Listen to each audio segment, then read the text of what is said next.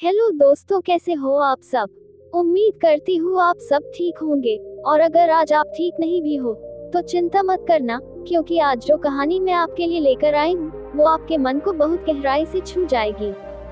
ये सिर्फ एक कहानी नहीं है, ये आत्मा की यात्रा है, अंधेरे से उजाले तक, पाप से पुण्य तक और डर से मोक्ष तक।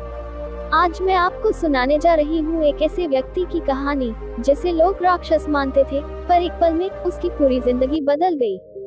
और उसका जीवन बदलने वाला कोई साधारण व्यक्ति नहीं था, बल्कि वो थे शांति और करुणा के सागर, स्वयं भगवान गौतम बुद्ध।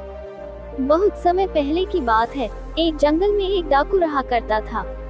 उसका नाम था अंगुलिमाल, लेकिन ये कोई आम डाकू नहीं था।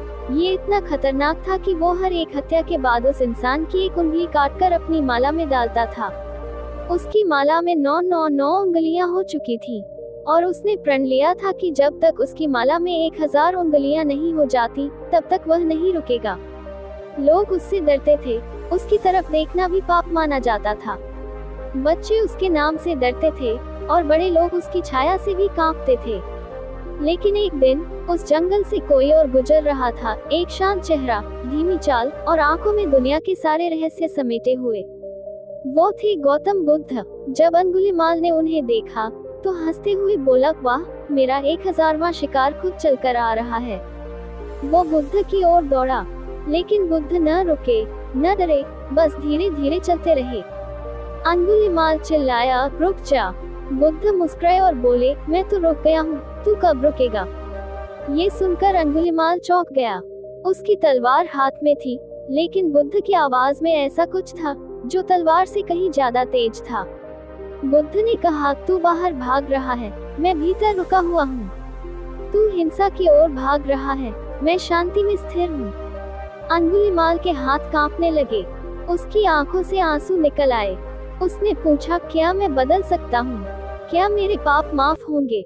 बुद्ध ने उसकी आंखों में देखा और कहा, अगर जलता हुआ जंगल भी बारिश से शांत हो सकता है तो तू क्यों नहीं। वही अंगुलिमाल जो हत्यारा था, बुद्ध का शिष्य बन गया। उसने अपनी तलवार फेंक दी और दुनिया की सेवा में लग गया।